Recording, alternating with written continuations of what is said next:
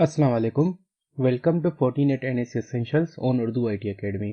आज हम lecture number 10 start करेंगे और आज के लेक्चर का टॉपिक है SD WAN। जी दोस्तों, software defined WAN wide area network. तो मोस्ट ऑफ द स्टूडेंट्स ने very start of the series में हमसे ये रिक्वेस्ट करना स्टार्ट कर दी थी कि सर SD WAN और लोड बैलेंसिंग के बारे में लेक्चर होना चाहिए और उसके ऊपर आप एक लैब भी परफॉर्म करवाएं।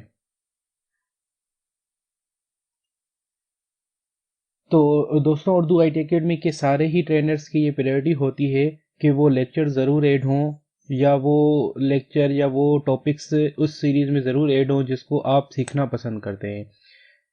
तो स्टार्ट करते हैं आज के लेक्चर के साथ।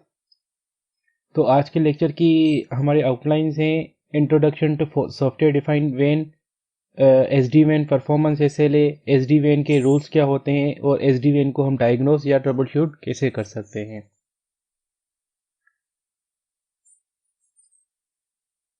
तो सबसे पहले थोड़ा रिकेप कर लेते हैं हम अपने लास्ट लेक्चर को। तो दोस्तों, लास्ट लेक्चर में हमने पढ़ा था राउटिंग के बारे में। राउटिंग किसे कहा जाता है, राउटिंग FortiGate में कैसे परफॉर्म होती है और कितने तरीके के राउटिंग प्रोटोकॉल्स हमें FortiGate प्रोवाइड करता है।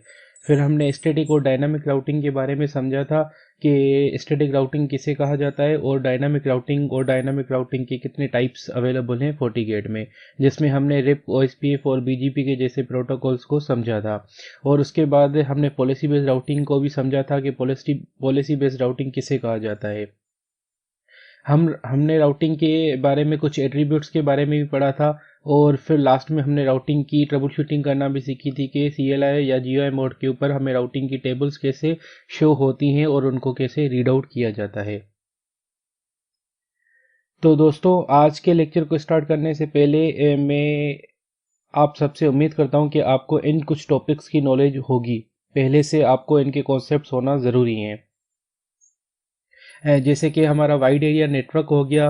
वाइड एरिया नेटवर्क किसे कहा जाता है या उसके डिफरेंट टाइप ऑफ कॉन्सेप्ट्स क्या हैं और उन वाइड एरिया नेटवर्क में हमारी कौन कौन सी मीडियम्स यूज़ होती हैं। जैसे हमारा MPLS क्या होता है, ब्रॉडबैंड नेटवर्क किसे कहा जाता है, पॉइंट टू पॉइंट लिंक्स या कनेक्टिविटीज़ किसे कहा जाता है, और QoS के बारे में, क्वालिटी ऑफ सर्विसेज के बारे में, WAN की। ये कुछ चीज़ें ज़रूरी हैं आपको इस लेक्चर के स्टार्टिंग में ही रीड आउट करना या पढ़ लेना, क्योंकि इसके बाद जो भी SD WAN के कॉन्सेप्ट्स आएंगे वो इसी के बुनियाद के ऊपर होंगे। इसी के कुछ कॉन्सेप्ट्स आगे आके SD WAN से मैच करेंगे।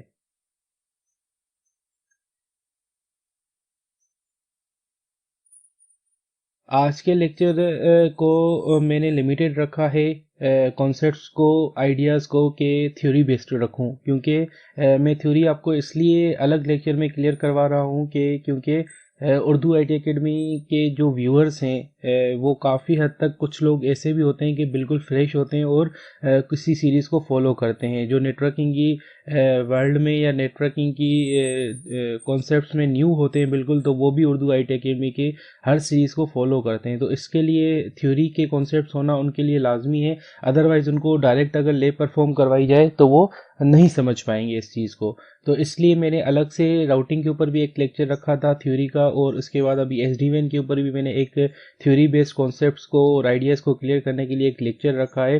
पर आप इस चीज़ से परेशान ना हो कि हम लैब परफॉर्म नहीं करेंगे, बिल्कुल हम अपनी लैब भी परफॉर्म करेंगे। और जब हम लैब परफॉर्म करेंगे तो उसमें हम थ्योरी के कॉन्सेप्ट्स को बिल्कुल ही टच नहीं करेंगे। वहाँ पर सिर्फ और सिर्फ हमारी एक डायग्राम होगी जिसमें हम कोशिश करेंगे कि उस डायग्राम के रिजल्ट्स को, उस लैब के रिजल्ट्स को कम्प्लीटली क्लियर कर पाएँ, और जो जो टर्म्स हमारे उस लैब में यूज़ हो रहे होंगे वो सारे हम क्लियर कर पाएँ इजीली। तो हम एक नेक्स्ट लेक्चर में जो बनाऊंगा आपका, वो कम्प्लीटली प्रैक्टिकल होगा, जिसमें हम राउटिंग और SD WAN की एक कंप्लीट एक लैब परफॉर्म करेंगे।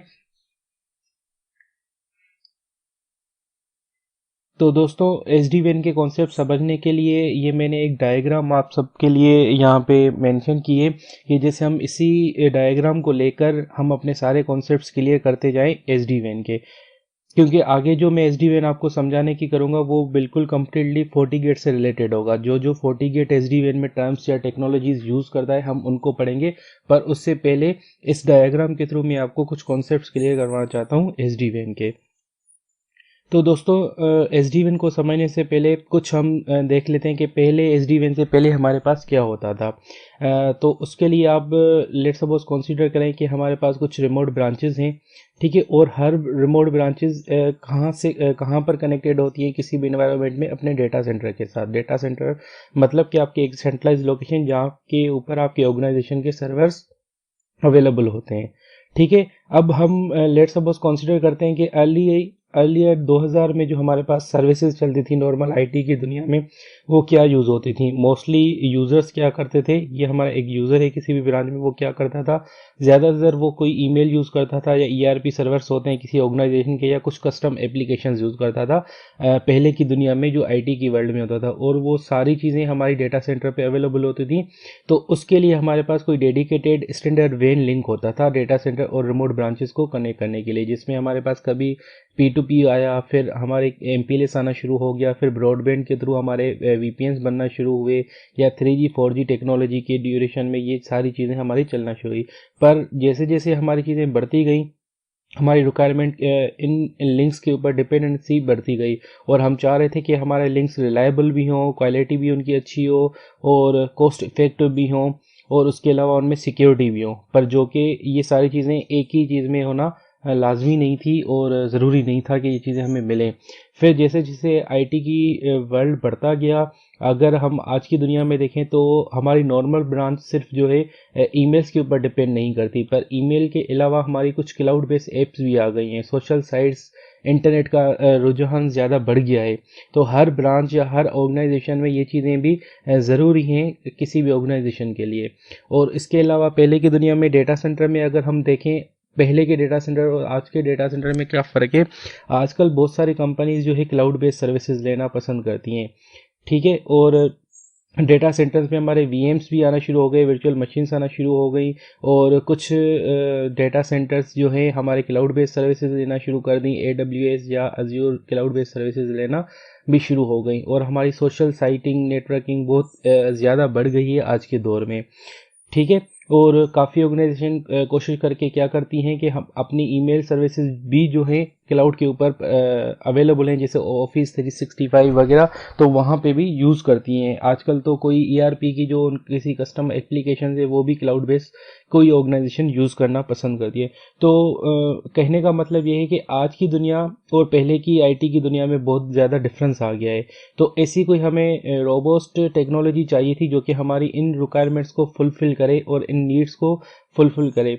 अब MPLS या ब्रॉडबैंड या P2P में मसला क्या था, ये कॉस्ट इफेक्टिव नहीं थी, इनकी कॉस्ट जो है ना बहुत ज़्यादा हाई होती थी, और जब हम ये चीज़ें परचेज करते थे तो हमारी जो बैंडविड्थ थे वो पर MB के ऊपर डिपेंड करती थी, ठीक है ना, और बहुत कॉस्टली और बहुत डिपेंडेंट होती थी ISP बेस्ड के ऊपर।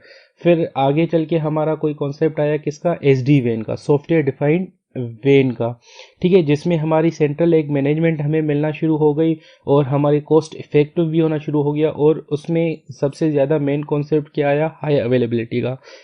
क्योंकि जब हमारी आज की दुनिया जो आईटी है वो अपना डाउन टाइम नहीं चाहती, वो हमेशा चाहती है कि मेरी सर्विसेज का अप टाइम जो है वो 100% रहे, ठीक है। तो वैन SD-WAN ने हमें क्या देना शुरू कर दिया, रिक्वायरमेंट्स हमें देना शुरू कर दी। कोई ऑर्गेनाइजेशन चाहती है कि यार मैं MPLS 100% अपनी कंपनी में चलाना चाहता हूँ, पर कोई कंपनी कहती है नहीं, मेरे पास MPLS की सर्विसेज 50% होगी और मेरे पास ब्रॉडबैंड की भी 50% चलेंगी। इसी तरह से कोई कंपनी कहती है नहीं यार मैं तो 25% MPLS चलाऊंगा और 25% अपना 3G या 4G की सर्विसेज यूज़ करूंगा, इंटरनेट की, ब्रॉडबैंड की, और फिर ब्रॉडबैंड अलग से भी मेरे पास है तो 50। तो इस तरह की कुछ रिक्वायरमेंट्स को फुलफिल करने के लिए हमारे पास किसका कॉन्सेप्ट आया, SD-WAN का। तो SD-WAN ऐसी चीज़ें हमें प्रोवाइड करता है जिसके थ्रू हम अपने रिमोट ब्रांचेस को डेटा सेंटर के साथ, अपनी क्लाउड बेस्ड सर्विसेज के साथ डिफरेंटली लिंक्स प्रोवाइडेशन के मुताबिक हम यूटिलाइज करवा सकते हैं। तो आगे बढ़ते हैं और देखते हैं SD-WAN का इंट्रोडक्शन के FortiGate में SD-WAN को कैसे मज़ीद हम क्लियर कर सकते हैं। तो कुछ डेफिनेशंस पढ़ लेते हैं। SD-WAN is a virtual interface consisting of a group of members interface, ठीक है। SD-WAN में आपके पास क्या होता है, आपके पास ग्रुप ऑफ मेंबर इंटरफेसेस होते हैं, मतलब एक से ज़्यादा ग्रुप तभी कहा जाता है, ठीक है। और उन ग्रुप्स में क्या होगा, आपके डिफरेंट लिंक टाइप्स होंगे, जो हम पीछे पढ़ के आए, कहीं आपका एमपीएलएस का लिंक भी हो सकता है, आपका ब्रॉडबैंड का लिंक भी हो सकता है, या फिर आपका कोई 3G या 4G लिंक भी हो सकता है, पर इनका ग्रुप हो सकता है। एसडीवीएन में ग्रुप होना लाजमी है आपका, ठीक है। FortiGate groups all the physical member interface into a single virtual interface. अब जब आप FortiGate को नंबर ऑफ ग्रुप्स देंगे इंटरफेसेस के, तो वो आपको रिटर्न में क्या देगा, एक सिंगल वर्चुअल इंटरफेस देगा, जिसको आप क्या कहेंगे, SD-WAN इंटरफेस, ठीक है।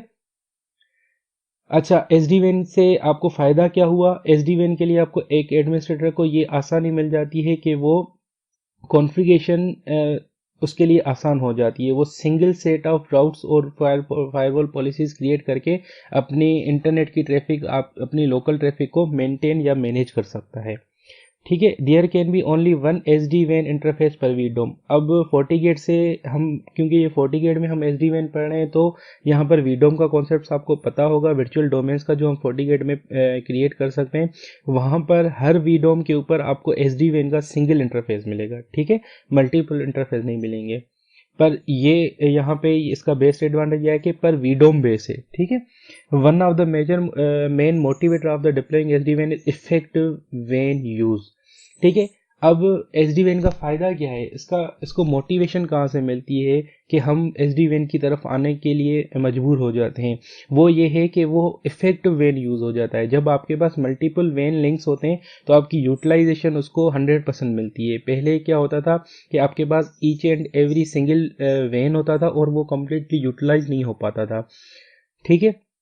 इफेक्टिव WAN से आपको ये कैसे अचीव होती है, वो आपको लोड बैलेंसिंग के कुछ अल्गोरिथम्स होते हैं WAN के, SD-WAN के, जो कि आपको यूटिलाइज करने में मदद करते हैं। अब ये SD-WAN के लोड बैलेंसिंग अल्गोरिथम किस बुनियाद के ऊपर होती हैं, या तो आप बैंडविड्थ यूजेज के मुताबिक आप अपना SD-WAN चला सकते हैं, या सेशन बेस्ड चला सकते हैं, या एप्लीकेशन अवेयर राउटिंग भी कर सकते हैं। अच्छा, एनदर जो SD-WAN का इम्पोर्टेंस है, वो है क्वालिटी मेजरमेंट। SD-WAN आपके लिंक को मेजर भी करता रहता है। वो कैसे, वो आपकी पिंग या HTTP इको रिक्वेस्ट को लेके आपकी लिंक को मेजर भी करता है with respect to latency, jitter या पैकेट लॉस। किसी भी लिंक में कितनी लेटेंसी है, या उसका जिटर कितना है, या उसका पैकेट लॉस कितना है, इन बुनियाद के ऊपर SD-WAN आपके लिंक को मॉनिटर और मेजर भी करता रहता है, ठीक है। और उन्हीं के मुताबिक वो डिसीजंस लेता है कि इस किस वक्त का कौन सा डेटा कहाँ से निकालना है। पर ये सारी चीज़ें, इसको मेजर करने के लिए जो अल्गोरिथम्स होंगे, वो आप एडमिनिस्ट्रेटर पहले से डिफाइन करता है। अच्छा, SD-WAN आपका इंश्योर करता है कि आपको हाई अवेलेबिलिटी मिले आपकी बिजनेस जो भी क्रिटिकल एप्लीकेशन है उनके मुताबिक, ठीक है। ये एक और डायग्राम है जो कि पीछे हम समझ के आए। अगर आपके पास किसी रिमोट ब्रांचेज में, कहीं पे रिमोट ब्रांचेस में आपके पास जो है कि SD-WAN चल रहा है और आपके पास मल्टीपल लिंक्स हैं, एक MPLS है, इंटरनेट है जिसको आप ब्रॉडबैंड कह सकते हैं, या 3G या 4G है, और आप उस ट्रैफिक को मेंटेन करना चाहते हैं, तीनों लिंक्स को किसी एक पर्टिकुलर एप्लीकेशंस के बुनियाद के ऊपर। अगर आप सेस का ट्रैफिक निकालना चाहते हैं, सॉफ्टवेयर एज अ सर्विस का, तो आप चाहते हैं कि यार वो मेरा 3G के थ्रू आए, तो वो आप SD-WAN से कर सकते हैं। या फिर आप अपने हेड क्वार्टर या डेटा सेंटर से बात करवाना चाहते हैं किसी भी रिमोट को, तो वो आप चाहते हो कि यार वो मेरा लिंक जो यूटिलाइज हो वो MPLS हो, तो इस तरह से आप वो मेजर कर सकते हैं। जो कि हम पिछले डायग्राम में देखे आए कि 25%, 50% आपकी WAN की जो रिक्वायरमेंट्स है, उस बुनियाद के ऊपर आप ये SD-WAN मेजर या कॉन्फ़िगर कर सकते हैं। अच्छा, दूसरा अब हम देख लेते हैं कि FortiGate में हम SD-WAN को कॉन्फ़िगर कैसे कर सकते हैं, ठीक है। क्या क्या चीज़ें हमें रिक्वायर्ड हों, या क्या क्या चीज़ें हमारे समझने में पहले से हों कि हम FortiGate के ऊपर जब हम SD-WAN के ऊपर कॉन्फ़िगरेशन करना चाहें, ठीक है। When you configure SD-WAN you must specify at least 2 members interface, ठीक है। सबसे पहली रिक्वायरमेंट क्या है कि SD-WAN के लिए आपको मिनिमम 2 इंटरफेस होना लाजमी है, ठीक है। और उनसे कोई ना कोई गेटवे होगा, तो वो गेटवे की इंफॉर्मेशन आपके पास होना लाजमी है, ठीक है। उसके बाद आपके पास इनिशियल सेटअप FortiGate जब आप कर रहे हो, तो आप कोशिश करो कि उसी वक्त आप उसमें SD-WAN इंक्लूड कर दो। अदरवाइज क्या होगा कि आपके इंटरफेसेस कहीं ना कहीं पे रेफरेंसेस होते जाएंगे, किसी पॉलिसी में इंक्लूड होते जाएंगे, तो फिर उसके बाद आपको वो रिमूव करने पड़ेंगे जब भी आप SD-WAN में उसको ऐड करना की कोशिश करेंगे, या SD-WAN कॉन्फ़िगर करने की करेंगे। तो इसलिए सबसे पहले ये होता है कि जब भी आप अपनी फायरवॉल डिप्लॉय कर रहे हो तो इनिशियली स्टेप में ही आप उसको SD-WAN का पार्ट बना दो। उसके अलावा SD-WAN कौन कौन से इंटरफेसेस जो है आपके सपोर्ट करता है, वो आपके VLAN इंटरफेसेस हो जाएं, एग्रीगेटेड इंटरफेसेस हो जाएं या IPsec टनल के इंटरफेसेस हो जाएं, उन सबको वो सपोर्ट करता है SD-WAN में। आप उनको इंक्लूड करवा सकते हैं यहाँ पर जो आपके पास एक या एक से ज़्यादा इंटरफेसेस कहा गया है उसमें। अच्छा, you can also easily add another member interface at later date to add more bandwidth QoS option. ठीक है, अगर आप लेट्स सपोज आज आपने एक SD-WAN कॉन्फ़िगर किया, फिर 6 महीने के बाद आपके पास एक और इंटरनेट का लिंक आ गया और आप चाहते हो कि उसको भी आप SD-WAN का पार्ट बनाना चाहते हैं, तो no issue, no big deal. SD-WAN में FortiGate में आप उसको किसी भी वक्त ऐड कर सकते हैं without any disturbing to the previous one. FortiGate group all the member interface into single virtual interface. आप जितने भी उसके अंदर इंटरफेसेस ऐड करेंगे पर वो SD-WAN का पार्ट एक सिंगल वर्चुअल इंटरफेस आपको मिलेगा। ठीक है, और इसके अलावा ये भी हम पढ़ के आए कि SD-WAN में एक पर वीडोम के ऊपर एक ही SD-WAN इंटरफेस हो सकता है आपका। अच्छा, 6.0 के लेटर जितने भी FortiOS आए हैं उसमें आपका एक रूल क्रिएट हो जाता है, इम्प्लिसिट रूल, जो कि ऑटोमेटिकली SD-WAN जब भी आप इनेबल करेंगे तो वो आपको रूल्स में मिलेगा। हम ये आगे पढ़ के जब रूल्स कॉन्फ़िगर करना सीखेंगे SD-WAN के, तो वहाँ पर भी ये मैं पॉलिसी का कॉन्सेप्ट आपको बताऊँगा। ये एक डायग्राम है कि फायरवॉल में किस तरह से आपको SD-WAN कॉन्फ़िगर हो सकता है। आप अगर नेटवर्क में जाएंगे, नेटवर्क में जाने के बाद SD-WAN के अंदर आपको ये पूरा कॉन्फ़िगरेशन मिलेगी। ये देख रहे होंगे आप, यहाँ पे इंटरफेस है, आप इंटरफेसेस कॉन्फ़िगर कर सकते हैं और उनके साथ उसके एसोसिएटेड गेटवे इन्फॉर्मेशन दे सकते हैं, और उसका स्टेटस भी है कि या तो आपको इनेबल या डिसेबल रखना है, तो वो भी आप बता सकते हैं। ठीक है, ये आपके SD-WAN के रूल्स है। ठीक है, ये अल्गोरिथम जो हमने लोड बैलेंसिंग का अल्गोरिथम पढ़ा था, ये आप कॉन्फ़िगर कर सकते हैं वो अपने रिक्वायरमेंट के मुताबिक। इनके बारे में अगली स्लाइड में डेफिनेशंस हैं। आपके जो लोड बैलेंसिंग के एल्गोरिथम है, यहाँ पर 5 एल्गोरिथम आपको FortiGate प्रोवाइड करता है। सोर्स आईपी के मुताबिक, सोर्स डेस्टिनेशन आईपी के मुताबिक, स्पिल ओवर के मुताबिक, सेशन या वॉल्यूम बेस्ड के मुताबिक। सोर्स आईपी से तो आप समझ गए होंगे कि सोर्स के ऊपर आपकी लोड बैलेंसिंग होगी। सोर्स डेस्टिनेशन से भी आपको समझ में आ रहा है। अब समझने की बात इन दोनों को है, स्पिल ओवर और सेशन में क्या होगा। स्पिल ओवर में क्या होगा, use one interface until threshold is reach then use the next interface.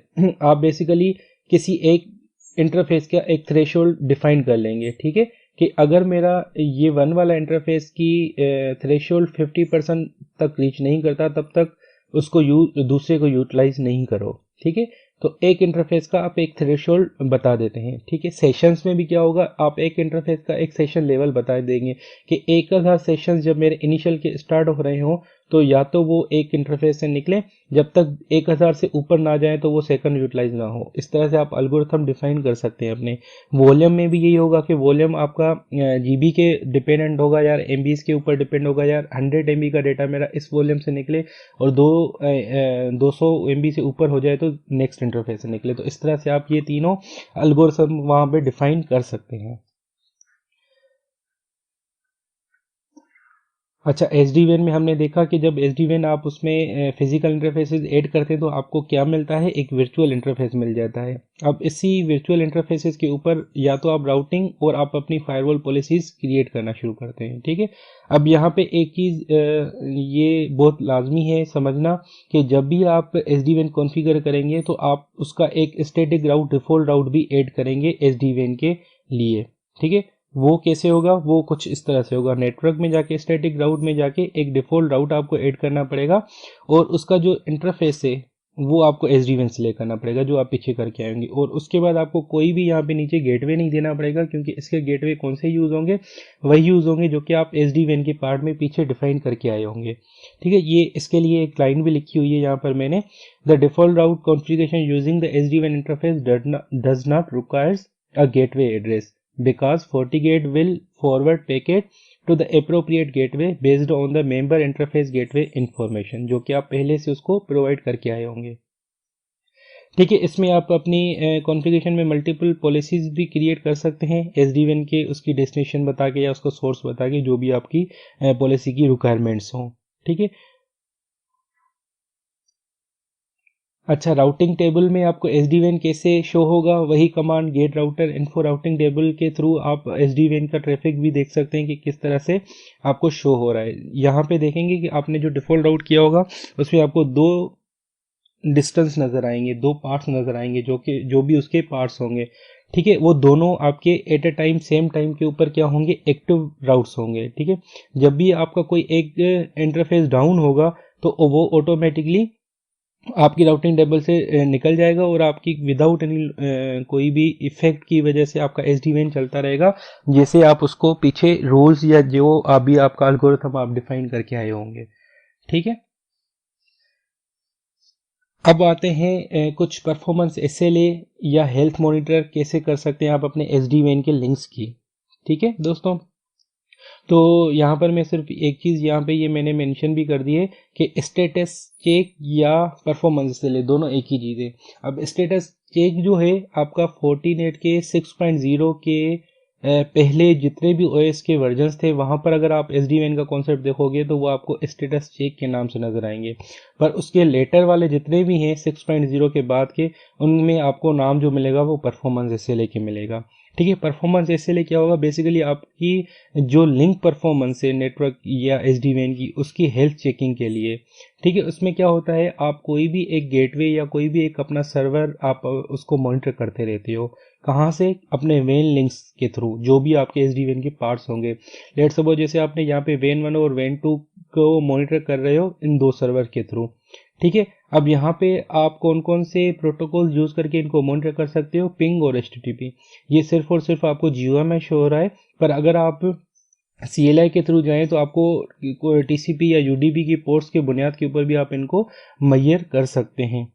ठीक है, या फिर यहाँ पर आप कोई भी यहाँ पर एक FQDN भी दे सकते हैं, FQDN full qualification domain name भी दे सकते हैं, जैसे कोई लिंक हो गया google.com हो गया, ठीक है, या गूगल का DNS सर्वर हो गया, इंटरनेट को मैयर करने के लिए भी आप यहाँ पे वो भी दे सकते हैं। ये डिपेंड कर रहा है आपकी एनवायरनमेंट और ये रिक्वायरमेंट के मुताबिक। अच्छा, आप अपनी लिंक की क्वालिटी मैयर भी कर सकते हैं, जो कि हम पीछे देख के आए, और उनके मुताबिक आपको क्या क्या चीज़ें आपको मैयर होंगी। ठीक है, यहाँ पर जब आप ये देख के आएंगे तो आपको ये तीन चीज़ें मिलेंगी, एक पैकेट लॉस मिलेगा, एक लेटेंसी मिलेगी और जिटर मिलेगा। ठीक है, पैकेट लॉस किसे कहते हैं और लेटेंसी किसे कहते हैं, आई होप कि आप सबको पता होगा, पर डोंट वरी, मैंने यहाँ पर आपके लिए डेफिनेशंस लिख दी हैं इन दोनों की। लेटेंसी किसे कहा जाता है, latency measure the time it take for data to travel from its source to destination. Source से लेके डेस्टिनेशन तक जितना भी एक पैकेट को या टाइम लगता है, उसको ट्रेवलिंग टाइम को कहते हैं हम अपना लेटेंसी, उस लिंक की या उस कम्युनिकेशन की। ठीक है, जिटर क्या होता है, जिटर में जो फ्लक्चुएशन आती है आपकी लेटेंसी में ओवर टाइम, ठीक है, उस फ्लक्चुएशन को क्या कहा जाता है, जिटर कहा जाता है। ठीक है, ये बहुत इंपॉर्टेंट है किसी भी नेटवर्क एडमिनिस्ट्रेटर के लिए समझना, क्योंकि बहुत जगहों पे ये लोग नहीं समझ पाते कि पैकेट लॉस, लेटेंसी, जिटर ये क्या चीज़ें हैं। ठीक है, तो ये शॉर्ट डेफिनेशंस हैं, ये आप समझ लें। ठीक है, अच्छा, इसमें लेट सपोज मैं एक चीज़ बता दूं, आपने ये दो सर्वर्स इसमें ऐड किए हुए हैं। ठीक है, अब लेट सपोज ये मैयर कैसे करता रहेगा, ये सबसे पहले एक सर्वर को लेके आपकी मैयरमेंट करता रहेगा, पिंग करता रहेगा या HTTP करता रहेगा, जो भी आपने उसको एल्गोरिथम में बताया होगा। ठीक है, अगर उसको ये वाला लिंक या ये वाला सर्वर डाउन मिलता है तो फिर उसके बाद वो क्या करेगा, इसको ट्राई करना शुरू कर देगा। ठीक है, ऐसे नहीं होगा कि ये दोनों को एट दैट सेम टाइम के ऊपर ट्राई करता रहे और आपको रिजल्ट देता रहे, नहीं, वो सबसे पहले किसी भी एक सर्वर को करता रहेगा, जब तक उसको वो अवेलेबल मिलता है वो दूसरे के पास नहीं जाएगा।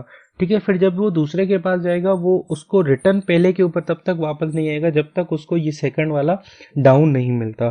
ठीक है, इसके लिए ये आपके लिए मैंने यहाँ पे लाइन भी मेंशन कर दी है, it will stay with that second server until it becomes unavailable, at which point it will go back to the first server. If both servers are unavailable, then the performance SLA deemed dead.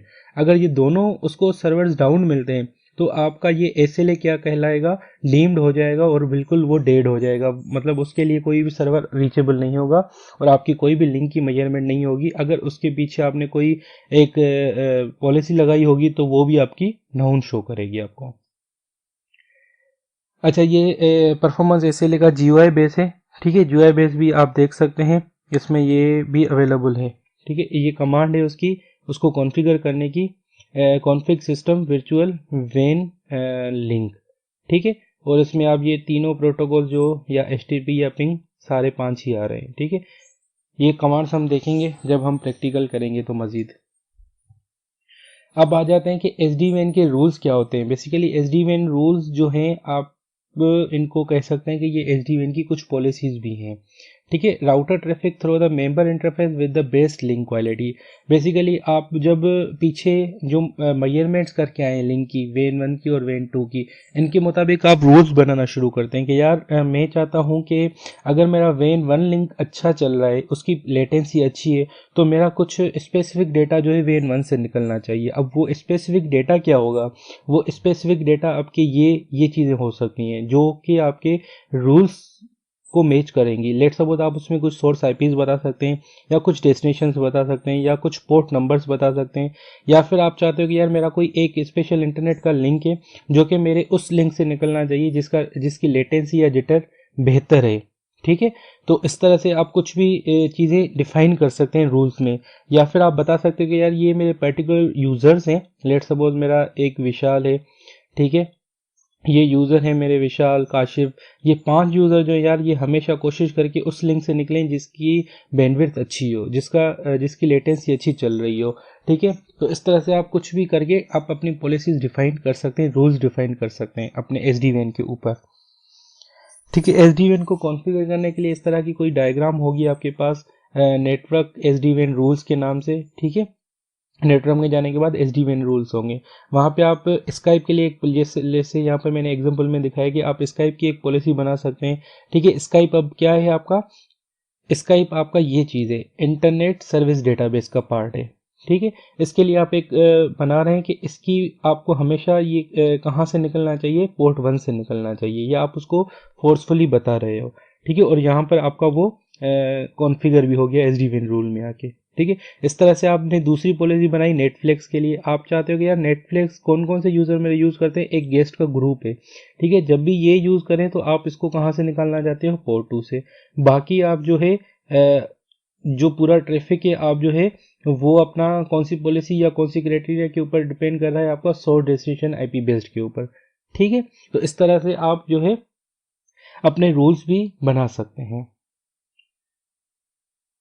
ठीक है, rules ये internet services में आपके types आते हैं, application controls भी कर सकते हैं आप।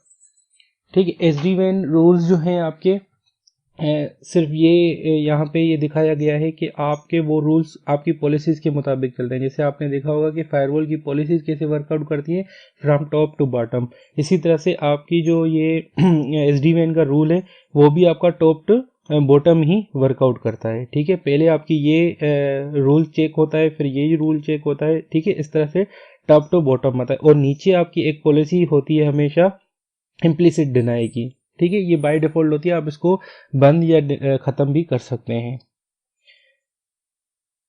अच्छा, एस डी वेन रूल्स को आप एक और जगह पे भी देख सकते हैं, कहाँ पर? आपकी पॉलिसी राउटिंग में। ठीक है, राउटिंग मॉनिटर में आपको याद होगा कि हमने राउटिंग के पार्ट में देखा था कि हमारे पास स्टैटिक और डायनामिक राउटिंग की पार्ट टेबल्स होती हैं। वहाँ पर पॉलिसीज़ में जो आपकी पॉलिसी बेस्ड राउटिंग होती है, वहीं पर आपको एस डी वेन के रूल्स भी नज़र आएंगे। ठीक है,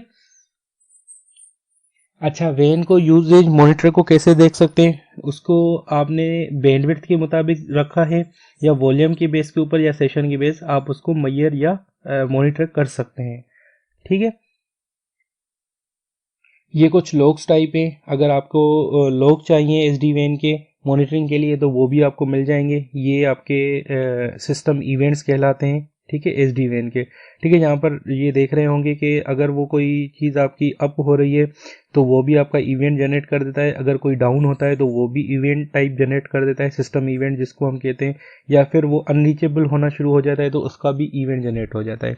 और ये आपकी हेल्थ मॉनिटरिंग जो आप पीछे कॉन्फ़िगर करके आए, ये जो बताया था कि अगर आपके दोनों नेटफ्लिक्स के लिए आपने अगर कोई एक SLA बनाया है, अगर वो दोनों डाउन हो जाते हैं तो वो आपको इस तरह रेड से शो होंगे, अगर वो दोनों अप होंगे आपको ग्रीन से शो होंगे। ठीक है दोस्तों, तो आज के लेक्चर में हमने एस डी वेन के बारे में पढ़ा, समझा, कैसे कॉन्फ़िगर कर सकते हैं, उसके कॉन्सेप्ट्स क्या हैं, ठीक है, और वो क्यों इतना इम्पोर्टेंट है। ठीक है, मेरे ख्याल से आपको समझ में आ रहा होगा। अगले लैब के लेक्चर में भी इनके कॉन्सेप्ट मजीद क्लियर करेंगे। ठीक है, कोई भी परेशानी की बात नहीं है, बिल्कुल इजी है SD-WAN, इतना FortiGate में कोई डिफ़िकल्टी नहीं है। जब हम इसकी लैब परफॉर्म करेंगे, जब आपके सामने रिजल्ट्स आएंगे, तो आपको ज़्यादा समझ में आना शुरू होगा। तो दोस्तों थैंक यू, आज के लेक्चर को यहीं तक रखते हैं और मिलते हैं अपने नेक्स्ट लेक्चर में। तब तक आपको कोई भी सवाल हो तो आप हमारे फेसबुक पेज के ऊपर या हमारे यूट्यूब चैनल के ऊपर हमसे कमेंट्स में पूछ सकते हैं, या फिर आप मुझे पर्सनल ईमेल या फिर मुझे फेसबुक पेज के ऊपर भी आपका जो भी सवाल हो पूछ सकते हैं। अल्लाह हाफिज़।